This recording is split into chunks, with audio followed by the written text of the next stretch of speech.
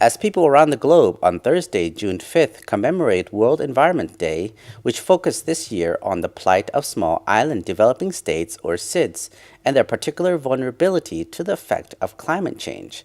The United Nations Development Programme, or UNDP, is renewing its call for a fresh approach to environmental protection, one of which recognizes the intricate and deep connections between protecting the environment and human development.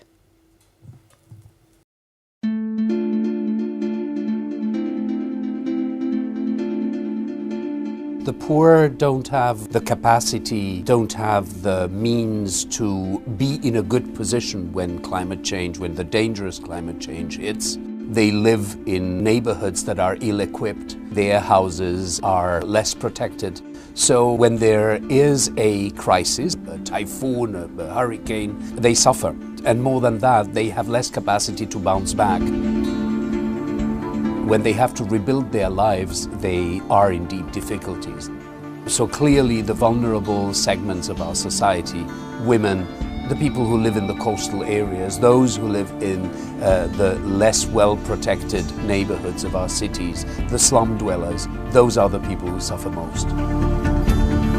Violence, poverty and inequality, and climate change come together, regrettably, in a triad of challenges of our century. And they are correlated.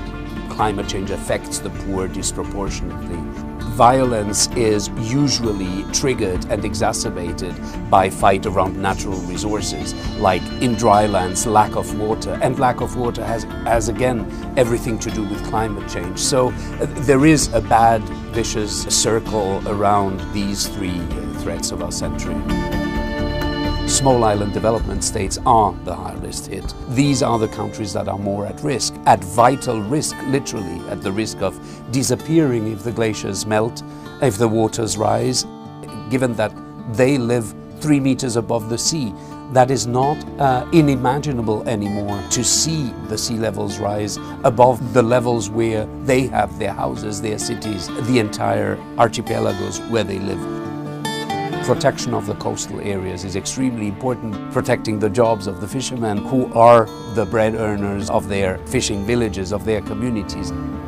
Poor people are more dependent than the rest of us on natural resources.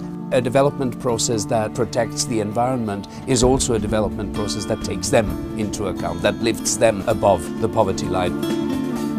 Disaster risk reduction, prevention, awareness, knowledge, building back better once we have faced a critical event that has destroyed a neighborhood. From reducing emissions to protecting the seas to biodiversity, there's a very, very large amount of actions that can be developed.